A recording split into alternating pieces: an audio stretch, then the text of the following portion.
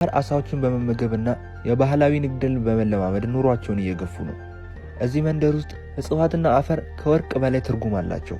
ምክንያቱም አፈር የሚገኝበት ቦታ ፈጽሞ የለም። ከጨው የነጻ ውሃ እንኳን ለማግኘት የሚጠቀሙት ሽንታቸውን ነበር። ሽንትም እኮ ጨው አለው ልትሉኝ ትችላላችሁ። ነገር ግን እዚህ ባህር ውስጥ ከሚገኘው ውሃ በላይ አይደለም። ምንም እንኳን ዓለም ወደ ትልቅ ውቅያኖስ ብትቀየርም አንዳንድ ሰዎች ግን ደረቅ አፈር የሚገኝበት ቦታ አለ ብለው ያምናሉ። ብዙዎችም ያለ ተስፋ መቁረጥ ይህንን ደረቅ መሬት እናገኛለን በሚል ተስፋ ብዙ ጉዞዎችን ያደርጉ ነበር። ነገር ግን በዚህ ጉዳይ አንድም ስኬታማ የሆነ ሰው የለም። መርነር ይባላል።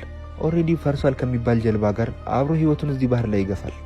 ሽንቱንም ወደሚያጣራ ማሽን ከከተተው በኋላ ሽንቱን መልሶ ሲጠጣው እንመለከተዋለን። ብዙ ጊዜ ከባህር ውስጥ አሳዎችን በማጥመድና የወዳደቁ ነገሮችን በመፈለግ ነው ኑሮን የሚገፋው። እንደተለመደው አንድ ቀን መርነር የወዳደቁ ዕቃዎችን ለመለቃቀም ወደ ውስጠኛው የባህር ክፍል ይገባል። ወደ ላይ ተመልሶ ሲወጣ በአቅራቢያው አንድ ሰውዬ በጀልባ መጥቶ ያገኘዋል። መርነርም ስለ ሰውዬው ሲጠይቀው ምንም እንደማይፈልግና የወዳደቁ ዕቃዎችን ስላገኘ ለሱ ሊሰጠው እንደሆነ ይነግረዋል። በምላሹም ሰውዬው ምንም አይነት ነገር ከሱ እንደማይፈልግ ሲነግረው መርነር ስለ ሰውዬው መጠራጠር ይጀምራል። ብዙም ሳይቆይ ግን መርነር በስንት መከራ ፈልጎ ያገኘውን ሎሚ ይሄ ሰውዬ ሰርቆት እንደሆነ ያያል። በዚያው ቅጽበት በጣም ፈጣን ጀልባ የሚነዱ ሰዎች መተው መርነርን ማሳደድ ይጀምራሉ። ምንም እንኳን የመርነር ጀልባ ከወዳደቁ ዕቃ ብትሰራም በጣም ፈጣን ነበረች። በዚህም ምክንያት ማምለጥ ቻለ። ነገር ግን የመርነርን ዕቃ የሰረቀውን ሰውዬ ያዙት።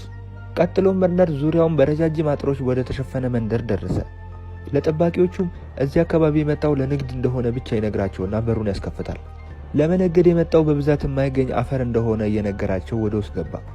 የመንደሩም ሰዎች ያመጣውን አፈር $120 እንደሚገዙት ተስማሙ። እሱም እዛው ጋር ያገኘውን ገንዘብ ሄለን ከምትባል አንዲት ሴት ቲማቲምና አንዳንድ የወዳደቁ ነገሮችን ይገዛበታል። እዚህኛው ዓለም ላይ የወዳደቁ ነገሮች በጣም ትልቅ ዋጋ አላቸው። ሸመታውንም ጨርሶ ወደ ጀልባው ሲመለስ የአንዲት ልጅ ወላጆች ይመጡና ልጃቸውን እንዲያስረግዝላቸው ይጠይቁታል። መርነር ግን ጥያቄያቸውን መቀበል አልፈለገም ነበር። እነሱም እኛ ራሳችን ሴት ልጅ ሰጥተነው እንዴት እምቢ ይላል? ይሄማ እብድ ቢሆን ነው ይላሉ።